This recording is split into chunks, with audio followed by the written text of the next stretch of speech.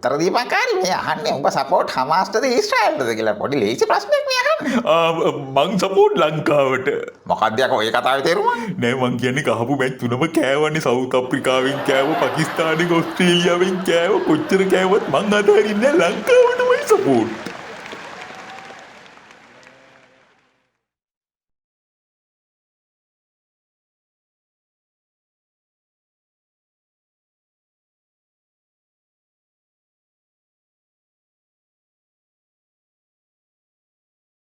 හරි ඇත්තද මං සෞඛ්‍ය අමාත්‍යාංශය බාර ගන්න මොකෙක්වත් නෑ කියන්නේ? බාර ගන්න කොහෙද බං සෞඛ්‍ය අමාත්‍යාංශය තියෙන්නේ? අම්මා ඒකත් ඇත්ත. හැබැයි ඉතින් පහුගිය කාලේ ඕක බාර ගන්න කට්ටිය පොර කෑවා. කවුද පොර කෑවේ? අර කළුතර පැත්තේ පරාජිත මැතිසඳ වැළලෙන්නේ නැති මේක යට උඩ කියලා. කොයි එක්කනද? අර මං එහාටත් නැති මෙහාටත් නැති දන්ත. රයිට් දැන් මේක සද්දයක් නෑ නේද මෑන්? මට පේන්නේ ලොක්කගේ දෑත් ශක්තිමත් කරාට දැන් ටූ ලේට් වගේ හිතනවා ඇති. ඔන්න කාරී මිහින්තලේ උන්නාන්සේ සද්ද දාගෙන එනවා මට පේන්නේ ජනාධිපති වෙන්න ආස හිතිලාද මන්දා. කවුද කොටේ ඔය? අර වලව්වේ හැංගුණ වැවට වැහැලා ඉන්න හිමිසඳ. ආපෝ කොටේක් පහුගිය කාලේ ඡන්ද තියන්න එපෝ කියලා විලාප තියපු සෙට් එකේ උන්නාන්සෙත් හිටියා. තමන්ගේ වෙලාව වෙනකන් ජනතාව දුක් විඳලා කවන්නේ නැහැ කියලා හිතුවත් දන්නේ නැහනේ. ඒ කියන්නේ දැන් වෙලාව ඇවිල්ලා. ඒකනේ මං අර කවුද ඇවිල්ලා උන්නාන්සේ කර දාර ලයිට් බිලත් ගෙවුවානේ.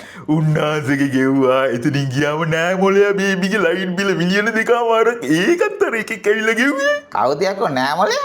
නෑ මොලයා කියලා කවුද කියලා අහන්නේ එකයිනේ ඉන්නේ. ඉතින් ඔබ කාලයක් නෑ මොලයාගේ කුස්සිය වලන් හේදුවා රෙදි ඇපුල්ගුවා. තාම මේ පැත්තේ යනවද? මී අපේ වයිපරයා කියනවා ආයේ මේ පැත්තේ ගියොත් කකුල් දෙක කඩලා කුණු බක්කියට දාලා වහලා ලොක් කරනවා කියලා. අප්පා හැබැයි කාරි මෙච්චර කෙලවෙලත් මේ පැත්තේ තාම යන ටොයිය වයියෝ එකෙක් දෙන්නෙක් ඉන්නව නේද? දැන් කොටේ බයි ටොයියෝ කියන්නේ නැහැ උණ්ඩ කියන්නේ නිලවැස්සෝ කියලා දන්නවනේ. නිලවැස්සෝ වාන්නේ මොනවටද කියලා. හරි මේ මට කෝල් එකක් එනවා. අප්පා ආන්සර් කරනවද නැද්ද? කවුද?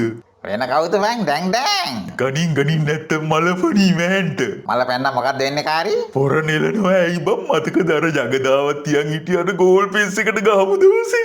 බුදු අම්මෝ එහෙනම් ආන්සර් කරන්න. හලෝ අයි කොට උඩ රින්ග්ස් 10ක් ගන්න ඕනේද උඹට ආන්සර් කරන්න?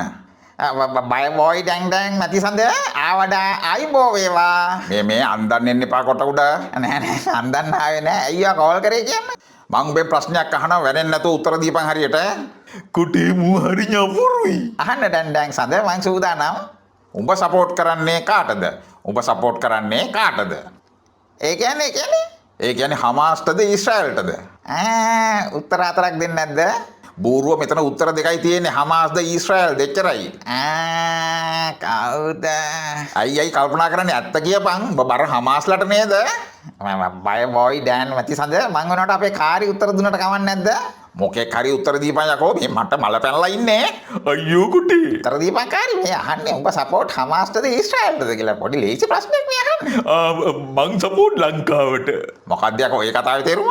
නෑ මං කියන්නේ කහපු මැච් තුනම කෑවන්නේ සවුත් අප්‍රිකාවෙන් කෑව පාකිස්තානෙන් ඕස්ට්‍රේලියාවෙන් කෑව කොච්චර කෑවත් මං අතහරින්නේ ලංකාවටමයි සපෝට්. පිස්සු කෙලින්න එපා කාරි මෙතන පිස්සු කෙලින්න තැනක් නෙමෙයි මට මල පැනලා ඉන්නේ.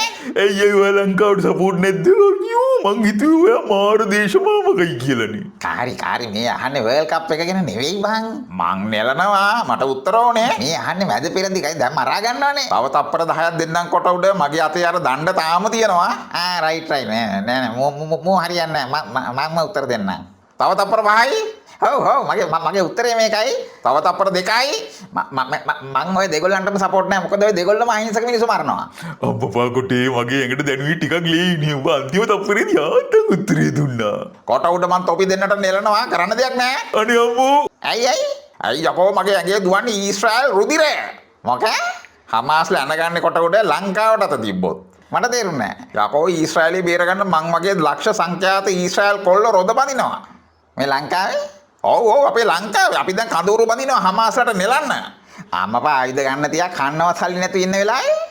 එහෙම කියන්න එපා කොට උඩ අපි දේශීය අමුද්‍රව්‍ය වලින් සන්නද්ධ වෙනවා මේ වෙනකොටත්. මොකේ?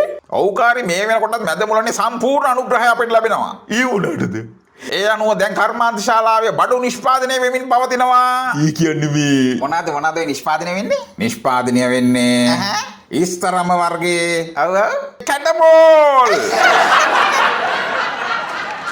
like දාන්න. ෂෙයා කරන්න.